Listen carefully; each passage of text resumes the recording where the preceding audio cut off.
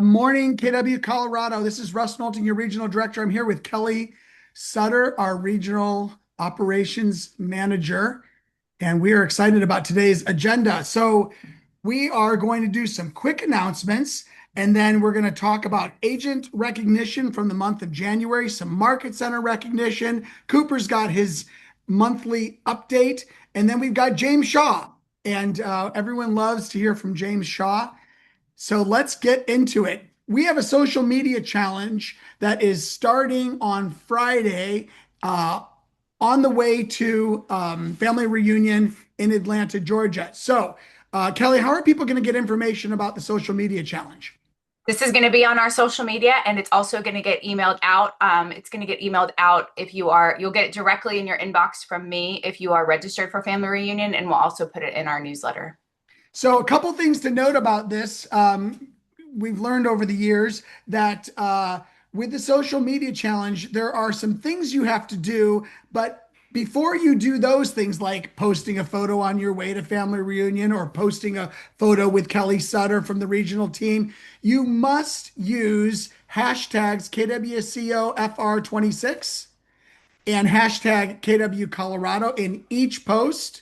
You must also be following us on both Facebook and Instagram in order to be eligible. If you're not following us, we're not going to see your posts and we're not going to know that you are participating. You must complete all 8 steps.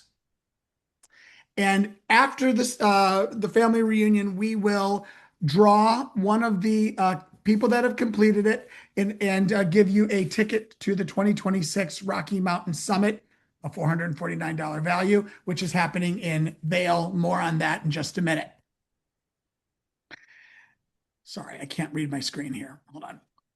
We've got a photo on Sunday at family reunion. It's Sunday at 11, and it is going to be taken right after the morning session of Social Media Con on Sunday. So if we go till 11:15, the picture is at 11:15. Don't leave early. It's happening right after the first, after right at the beginning of the lunch break. Whenever that is, location will be sent to leadership as soon as we're on site.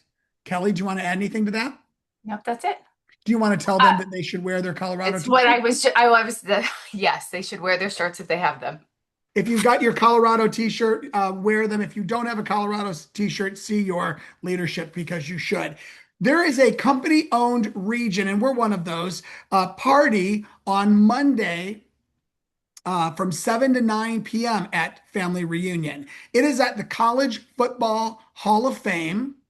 It is immediately following the Agent Awards ceremony, which is also happening at the Colorado Football Hall of Fame. In order to be admitted to the regional party, you must have a wristband that you can pick up at the Onward booth. So when you pick up your badge, second thing you should do after picking up your badge is look for the Onward booth, give them your name, let them know that you're from the Colorado region, and get your wristband. Then on Monday, go to the Agent Awards, be there on time or be there a little bit late. We do have an agent from Colorado that's getting a big award, and we're very excited about that. Can't say anything about it quite yet. Can't say who. And then you can just go right into the company-owned region party. The company-owned region party is in a space that fits about 1,200 people. There are about 8,000 of us that are eligible to get in there. So if you get there early, you'll get right in. We are having our regional awards at the Ritz-Carlton, Denver, Friday, March 6th from 9 to 11 a.m. It's a brunch, and it's free to you. All you've got to do is go to Eventbrite and get yourself signed up for the regional awards breakfast Friday, March 6th. Speaking of James Shaw, James is going to be doing the shift workshop Wednesday, March 25 at the Legacy campus in Parker. It's a 9 to 3 class. It's $129. And this class is great for tackling tough times. And I think we would all agree that Colorado's had some tough times recently. In fact, a recent survey by, I think it was National Association of Realtors, shows that prices, average sales prices in Colorado are the second most challenged in the country, right behind Florida. And that's why we hired James Shaw to come and help us figure out how to navigate this market. Holly and John Prescott will be in Denver April 8th and 9th teaching Train the Presenter. If you want to get better at presentation skills, whether it's for a listing appointment or for teaching a class or for hosting your kids' Boy Scouts event, Train the Presenter will show you, will equip you with great skills to do that in a professional manner. The class is $249. You have to attend both days. It's 9 to 5. It's intense, and it's a really great class, and we fill the room every time we do it. On April 23rd, sorry, adjusting to the slide. On April 23rd, we have a special event. We have the Spring Mile High Luxury Summit, and this is a event that Brady has put together for the Colorado region, and it is for our luxury agents and for those who aspire to be luxury agents. We did this because our feedback at the Rocky Mountain Summit's luxury event says we want more luxury events. So we heard what you asked for, and we put this on the calendar for April 23rd. It's happening at the historic Evans School in Denver. It's $149. It's a 1 to 4 event with a networking happy hour after. And you can sign up for this at kwcoloradoevents.com. Kelly, do you want to add anything on this? No, I think it's going to be a great event. The space is really cool, and our luxury ambassadors and liaisons in the region have done a great job putting this together.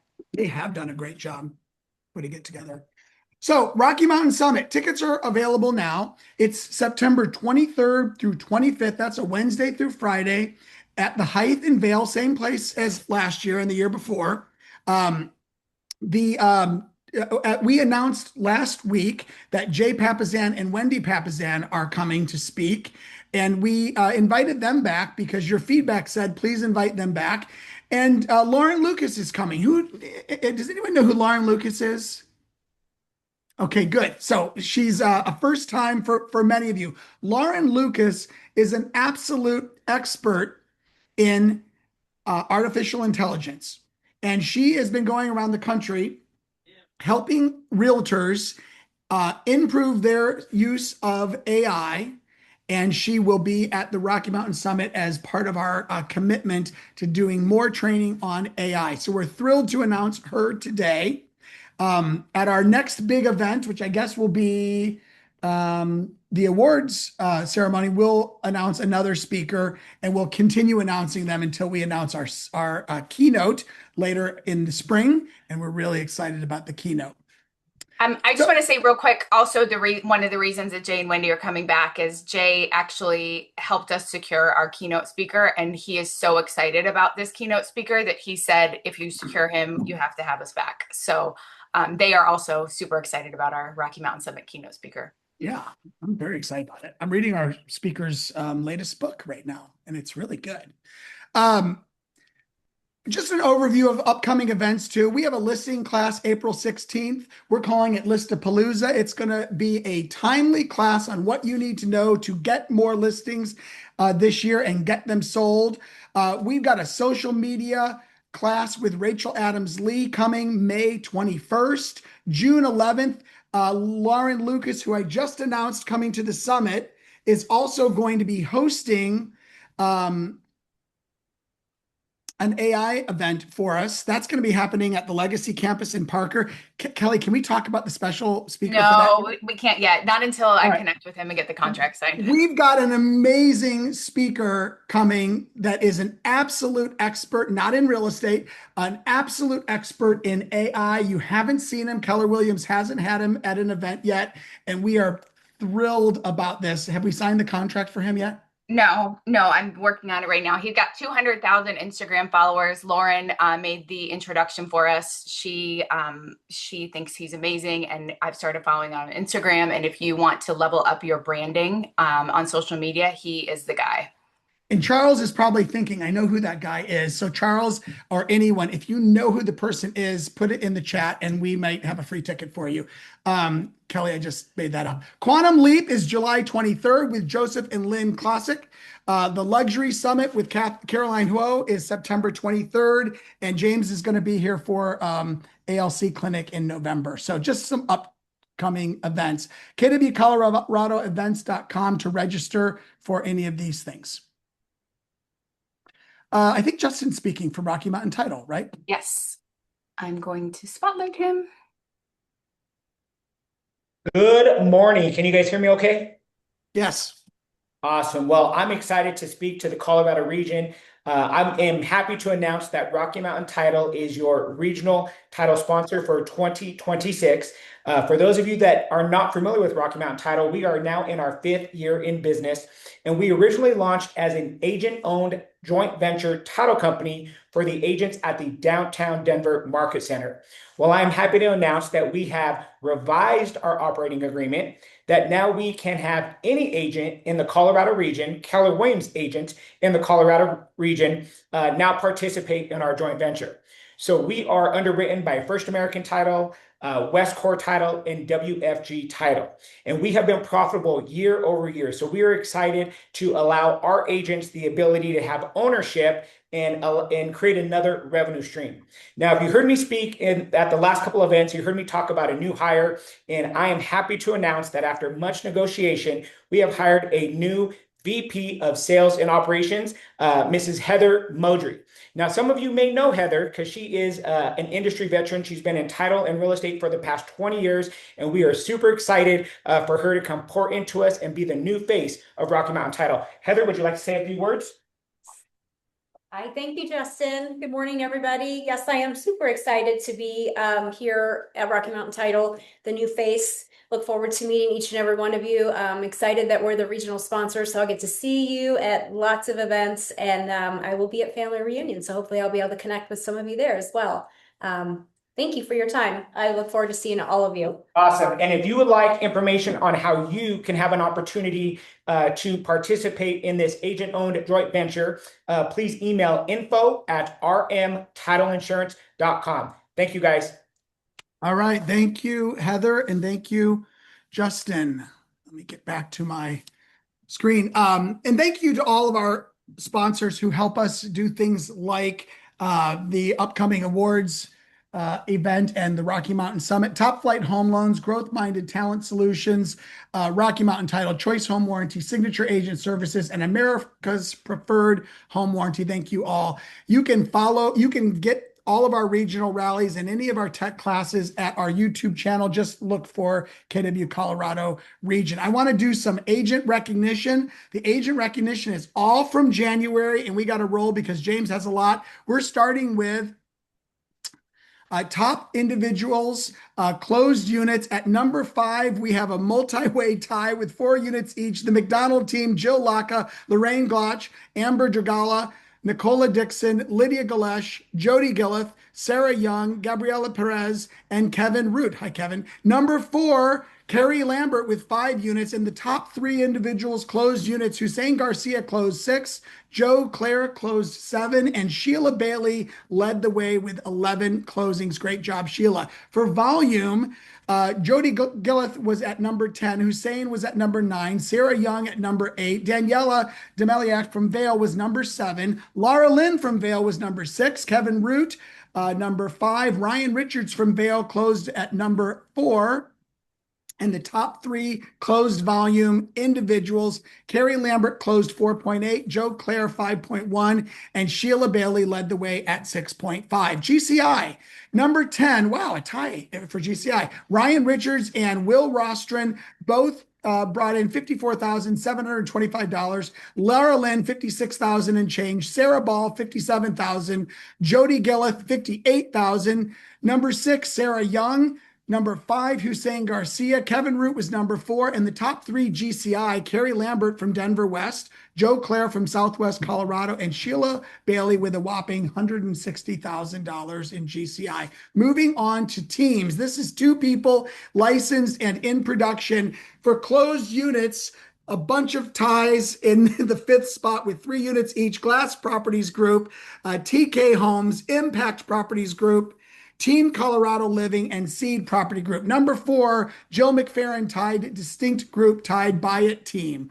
Top 3, Tony Greer and Associates closed 4.9, Platinum Properties Team closed 6, and the Grand Junction Group closed 7.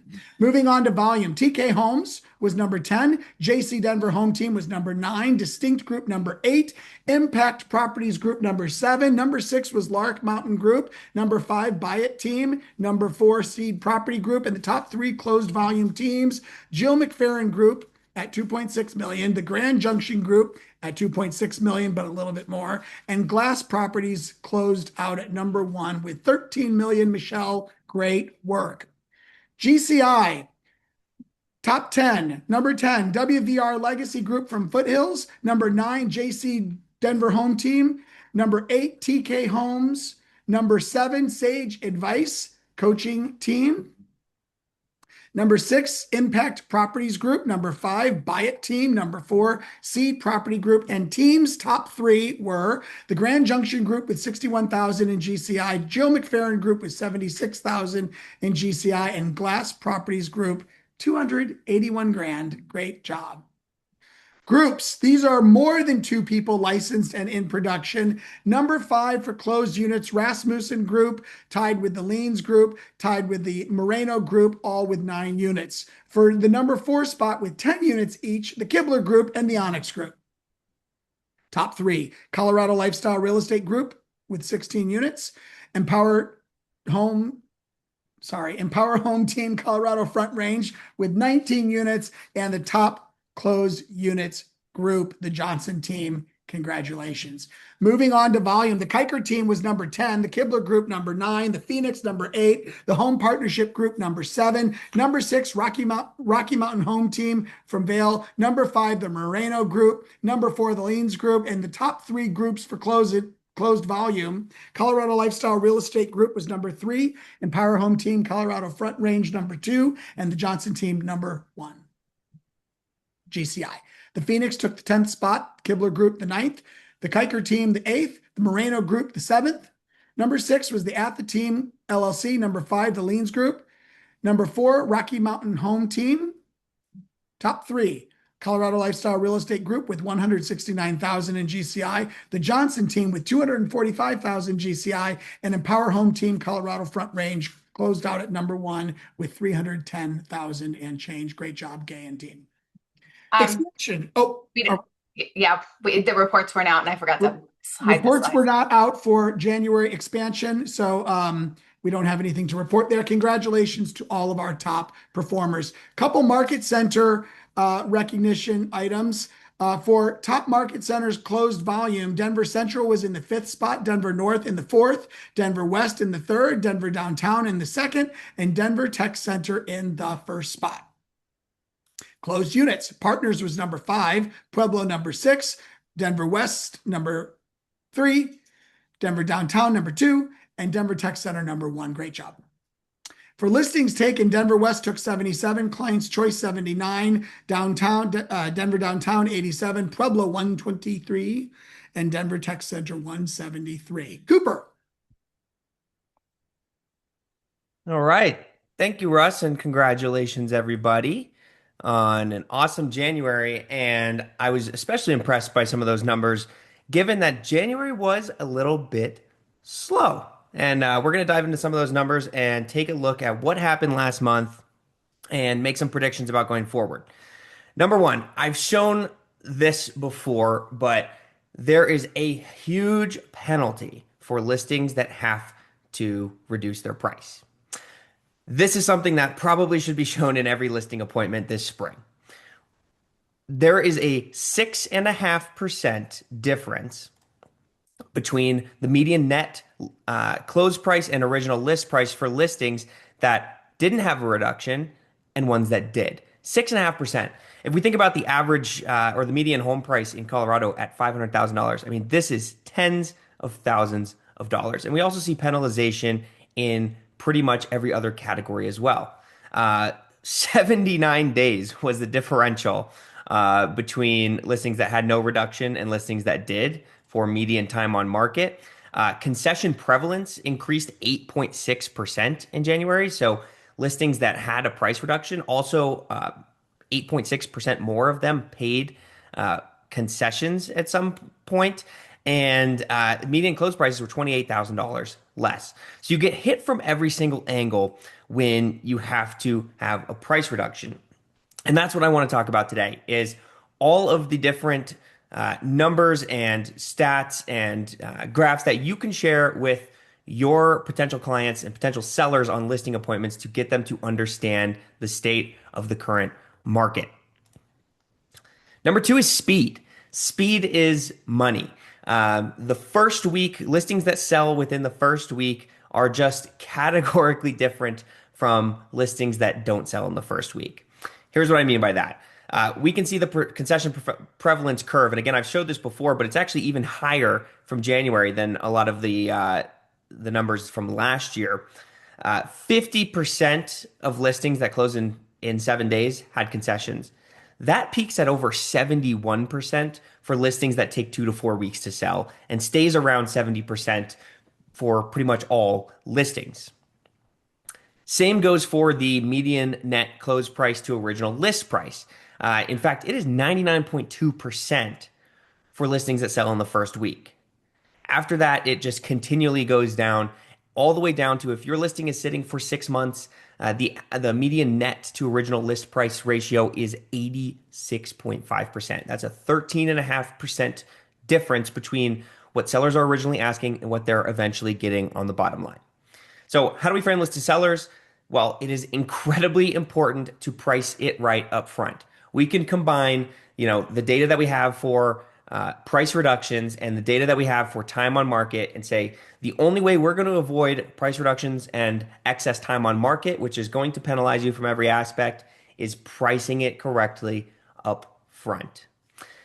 We've also seen a little bit of a affordability, or I like to use the word attainability now, attainability shift. And that is that buyers this January compared to last January actually kind of came down in a price segment.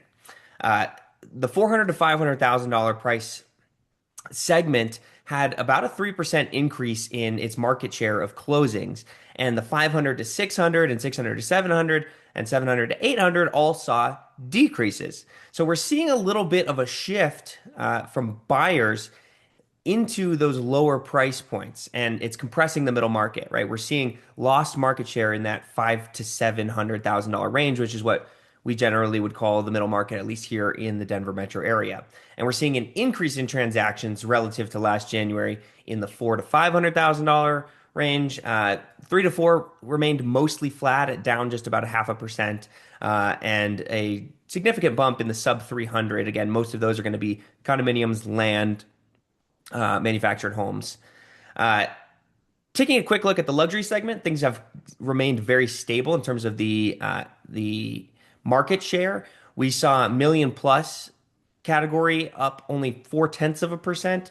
So relative stability. But again, this is market share. This isn't the absolute number of listings. We'll get into what the actual number of closings is in a minute. But first, I wanted to show you kind of the pile up effect that we're having right now and stale listings. Now, of course, this is January. This is pretty much the end of the quiet season. Things go up from here, but this is what the trough looks like.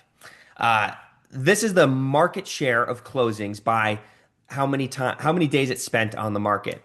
And we can see that significantly, the most significant change here is that the market share of listings that spent at least 6 months on the market has almost doubled. 9.1% of closings in January spent over 180 days on the market. That is a huge jump from 4.7% last January. We've also seen decreases in the number of homes that are moving quickly, right? Every single category under 2 months decreased 10%, 10%, 7.4%, 13.7%. Uh, the chart on the right is kind of or the table on the right is kind of a summary of this idea that the percentage of homes that have lasted for 6 months on the market before closing jumped. 12 months before closing jumped. And of course, the market share of listings with 180 plus days on market has almost doubled. So, what happened in January? Obviously, if you think in terms of closings, things were relatively slow. But we did get indications of future activity. New listings increased about 1% year over year statewide compared to last January. But more importantly, pending listings actually jumped up about 8%. So a lot of these listings that are pending now, assuming that they don't fall out of contract, should close in February and March and April. However, we did not see a lot of action in December and November, which reflects in the decrease of sold listings year over year. So we saw a decline of about 12.4%. We've also seen prices come down quite a bit. We've seen a 3% change in median sale price year over year and a 4.2% decline in average sale price year over year. So January was slow in terms of closing, but again, it shows me that there's really good indications of future activity that is to come. Number one, we've got interest rates in a much, much better position than last year, which is actually surprising to me that we had such a slow January given the interest rate environment we have today. As of this week or last week, 30-year fixed rates, according to Freddie Mac, are 6.09%. The same week last year, we were at 6.87%. Same thing with 15-year, obviously, down from 6.09% last year to 5.44. Wanted to highlight this. NAR says that if mortgage rates drop to 6%, regularly, right, over the span of, an average of 6% over a month or 6 weeks, from the 7% that we had at this time last year, that could unlock about 5.5 million additional qualified buyers nationwide, including 1.6 million renters. And we can zoom in a little bit to the Denver metro area and see that that drop in mortgage rates would increase the share of households that qualify at those lower rates by about 4.6%, which brings in about 57,000 more buyers into qualification, but only, not all of them will actually buy a home. That's our job to help tell them why that's a good idea. But we can expect at least about 5,700 additional home sales in the next 12 to 18 months if rates stay at that 6% mark. All right. Now, one other thing I wanted to share with you, a little bit of a bonus here. I wanted to share with you a quick peek at a recent blog post that I had. If you don't follow my blog yet, I will give you the instructions on how to sign up on my newsletter. I took a look at the rental market in the fourth quarter because what's going on with attainability and affordability with buyers is, in my opinion, highly dependent on what's going on with the rental market. Because if buyers or potential or prospective buyers can rent for so much cheaper, it's not a good time to buy for them. So let's take a look at a couple of those numbers.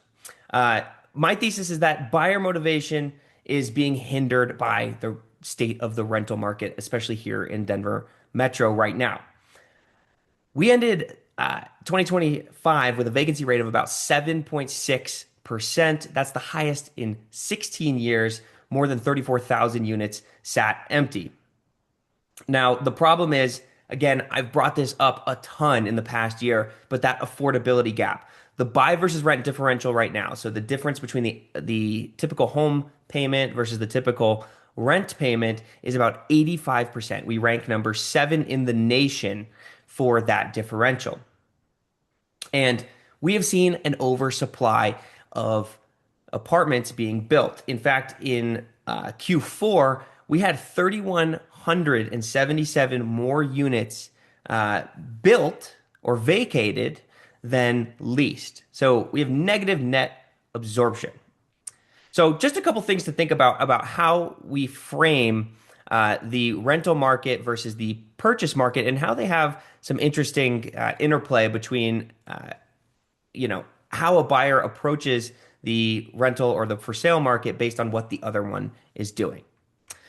That is all I have for you this week. Thank you all so much for having me. If you would like to download these slides, you can visit cooperthayer.com/KWRR. I have all of the slides from all of the past 6 months of regional rallies on there, and a button on the top right to subscribe to my newsletter if you would like more in-depth data on apartments. I've got some really interesting articles on concessions, on legislation, things like that. So it's a great place to stay updated. Thank you all so much. All right. Thank you, Thank you, Cooper. Cooper. Appreciate it. All right. I don't see James on my screen, but I'm assuming he's here somewhere, right? I'm He's here. here. He's Hey, been James, here. how are you? What's up? How's it going? It's going really well. Great. How's life for you in Florida?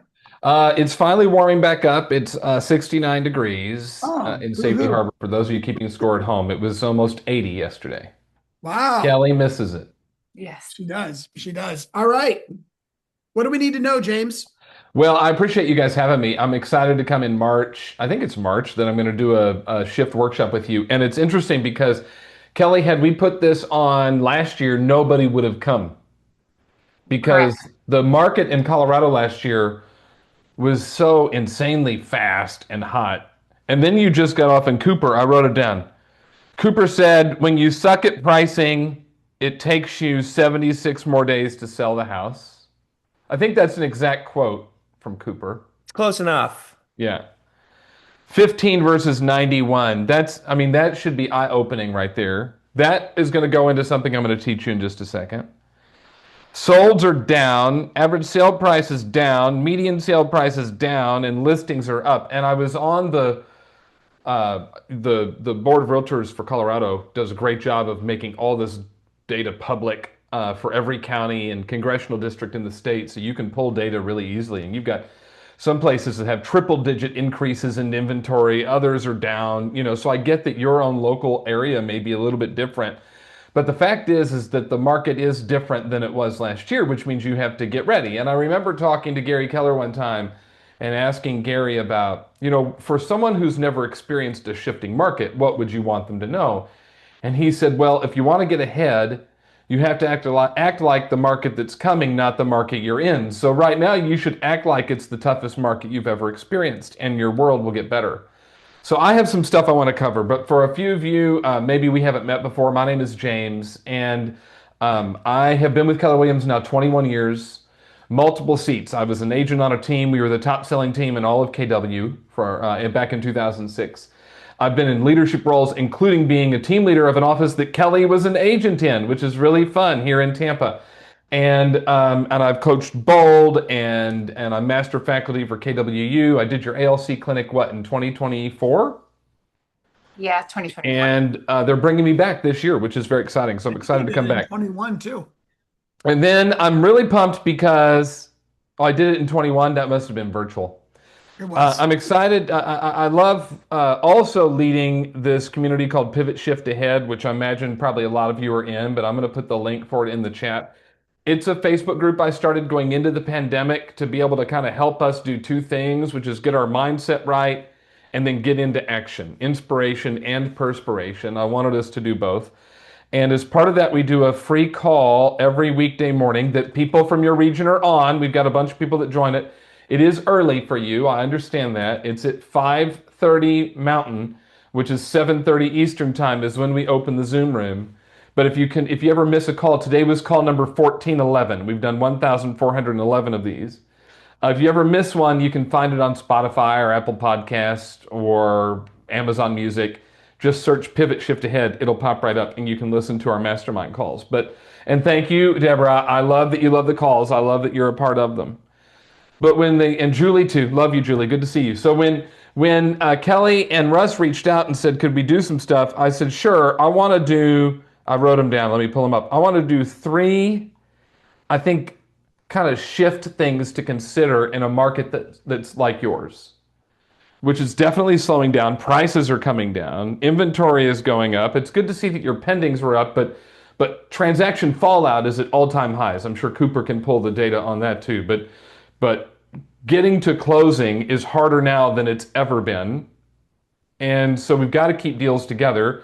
So I've got 3 points I want to walk through with you that I hope will help. And then I know Kelly will probably put the link in the chat for our workshop that we're going to do in March on Shift. But here's the 3 things, because I love this book, Shift. It came out while I was a team leader in 2009 in Cary, North Carolina, and it became a handbook for us to help our agents succeed and win. And so that's what I get passionate about helping people do. But the first point is that I want you to remember is that every market rewards skill. Every market rewards skill. You are in a skill-based market, and how good you are at your skill matters. Now, when the market is hot and everything is selling, skill is less relevant when it comes to building up your lead pipeline and doing the right things. Where skill is relevant is, the speed at which you can get things moving, how well you can write your offers, your negotiation ability, like that sort of skill matters. But you can actually be pretty low skill and make decent money in a hot market. But when the market changes, your skill becomes exposed a little bit. And you just saw it. I mean, Cooper put the numbers up there for you that your skill in pricing, there's really 2 parts of pricing skill. Your skill in pricing, and then number 2 is your skill in helping sellers understand that the price you're teaching them and showing them is the right price and getting them to list at that price. Those are 2 different skills.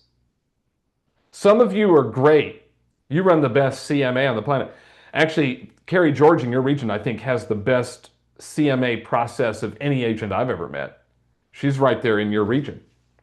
I interviewed her about it in Pivot one time. I love her system of doing CMAs. Like, you could be the best pricer on the planet, but if you stink at conversations with sellers about price, oh, hey, Carrie's on the call. If you stink in like talking to sellers about price and get outscripted by sellers, then who cares if you're the best pricer in the market? Like, you need skill in both of those things, the ability to figure out the price and the ability to help the seller understand that the price that you're teaching them is the right price. Because when you don't, it takes you 76 days longer on average. And then that one chart Cooper gave you of the list to sale price based on the number of days and how long it gets, man, that's a problem. We need to focus on our skill. Well, that's why you are how many are on here? 115. There's 115 agents in the region who get that because you're on this call right now, learning how to grow your skill. But you've got to have skill in pricing accurately the first time, setting expectations with sellers, handling objections without getting wound up, following up consistently, negotiating. That's a skill set. Now, all this week inside of Pivot Shift Ahead, we are focused on follow-up and conversion. I want you to have nice, deep pipelines full of leads. And the way we do that is we follow up and we convert the leads that we have. So make sure you're on our calls or listening to the recording. But I think that your clients can tell the difference between someone who has skill, which is translated into confidence, versus someone who doesn't. And they want people with skill, people with confidence. All right, so that's number 1. Number 1 is every market rewards skill. Number 2, average habits get exposed in tough markets. Don't be average. Now, this is very exciting because this year, 2026, Kelly, you'll be happy to know this. 2026, Kelly knows my wife. She's met my wife, Terry. Kelly, in 2026, Terry and I this fall will celebrate 16 years of marriage. Isn't that exciting? Cheers to 16 years. My first marriage lasted 15 months. So the fact that Terry and I are going to be married 16 years is really quite awesome, especially married to me because I'm kind of annoying. I don't even like living with myself sometimes, to be honest. It can be really rough. 16 years. And when we did our vows, did anybody write their own vows for their wedding? Put it in the chat. Who wrote their own vows for their wedding? Did anybody do that? Carrie did. Of course, Carrie did. Savannah Campbell, what's up, friend? Good to see you. She wrote hers. So Anne wrote her own vows.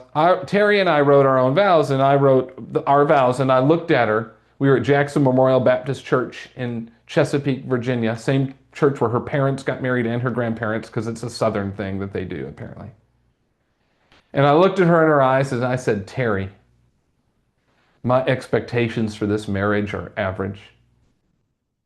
We are going to do average things, live an average life, be an average family, have an average kid. Would she have been excited about that?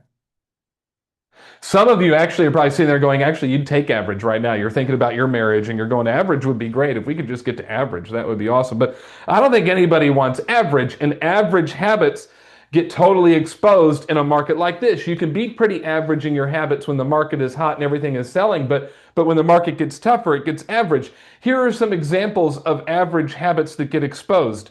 Inconsistent lead gen.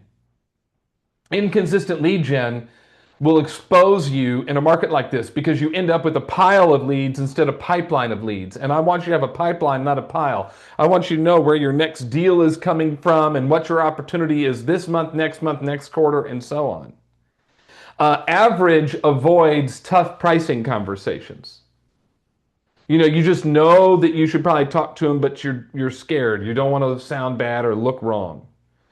Average relies on just one source for business, and if it dries up, oh well, what am I going to do? Average has no real follow-up system. When you get average, business slows down. The cracks in your business widen. The issues go deeper. I don't want you to be average. Now, I don't know if you have this. Are they showing the Olympics on the TV where you live? Is that a thing that you can watch on TV? Actually, it's the Winter Olympics, so you have athletes from Colorado in it, which is really cool to watch. And I posted this inside a Pivot Shift Ahead today. I was at home. I went, there's no school today, so I did the pivot call and then went home to make sure everything was okay with Naomi. I've got a 13-year-old daughter. Terry had to work today, so I went home just to check on her real quick. And I flipped on the Gold Zone channel. Do you know about the Gold Zone channel? Put it in the chat. Do you know about the Gold Zone channel? It's the best thing in the history of Earth, because what they do is every Olympic event that's going on, they just put it all on one screen and they bounce around from one thing to another. I have seen more curling. I'm ready to join the Curling Association of Tampa Bay. I didn't even know we could do curling in Florida, but it's a thing. And I'm ready to join. And they had a guy on. Named John Schuster, who won an Olympic gold medal in curling for the United States in 2018. And they were asking him about the pressure of what it's like to compete in the Olympics. And you've seen some of that. You've seen some athletes who have succeeded in spite of the pressure, and you've seen some that were expected to do elite things where the pressure got to them. We've seen both of those things happen. And they were asking John about how do you deal with the pressure. And John said he was able to deal with pressure better when he started to care less about the result and focus more on his process. Folks, I about freaked out, about fell out of my chair, because this is something we teach about all the time, and I got a bootleg recording of it. I used my phone and recorded it and uploaded this 1 minute and 15 seconds into Pivot Shift Ahead, all about his whole conversation about eliminating yourself or removing yourself from this focus on results and getting focused on process. And what I often say is, we get distracted by outcomes. Did I get an appointment today? Did I get a lead today? Did I get a listing today? That whole thought process is distracting you, when instead I want you to go focus on your process. How many people do I need to talk to today? What's my system going to be? What are the plays that I need to run? What is it I have to do to start to consistently add stuff to the pipeline? Folks, average people focus on outcomes. Elite people focus on process. So where's your focus? Put it in the chat. Are you a results outcome focus, or are you a process systems focused person?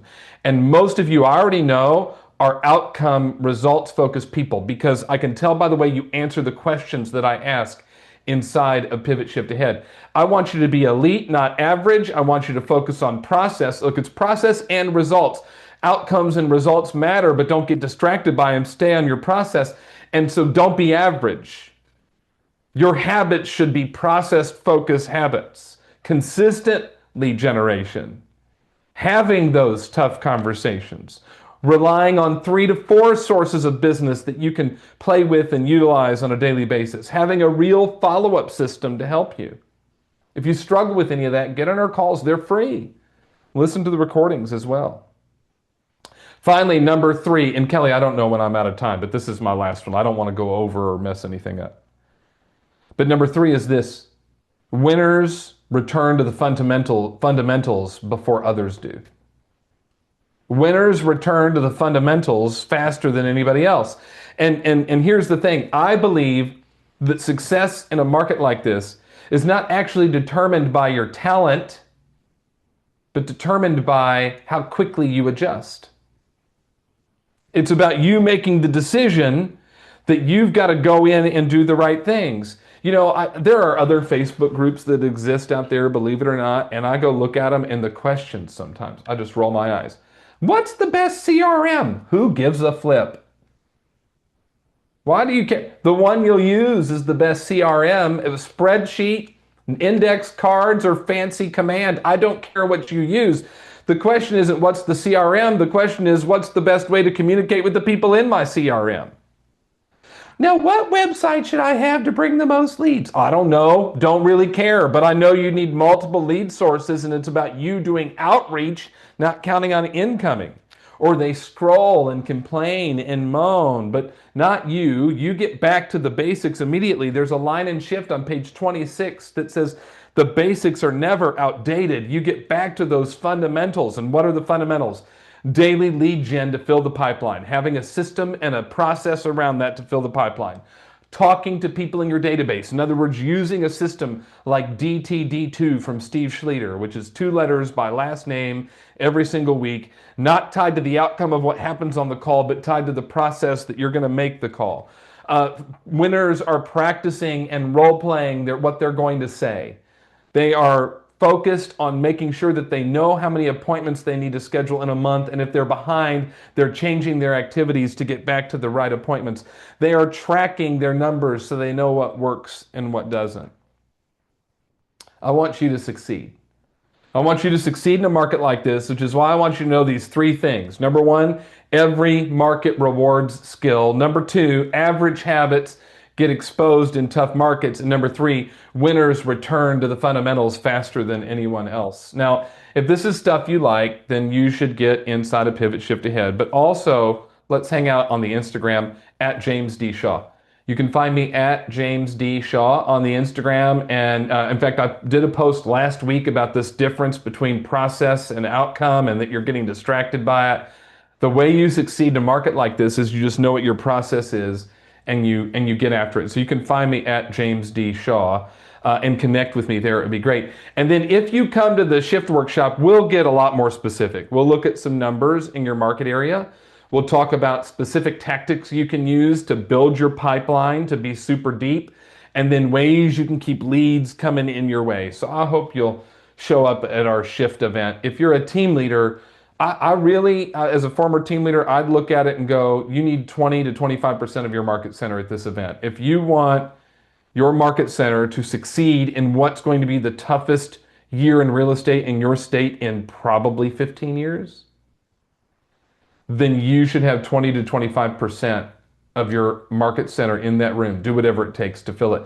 We just did it in Kansas City, almost 300 people there, and they said it was literally one of the best training events they've had in years. So I hope to see you there. All right, Kelly and Russ, that's what I got. I don't know if I'm out of time or not. If somebody has a question, I'm happy to answer it.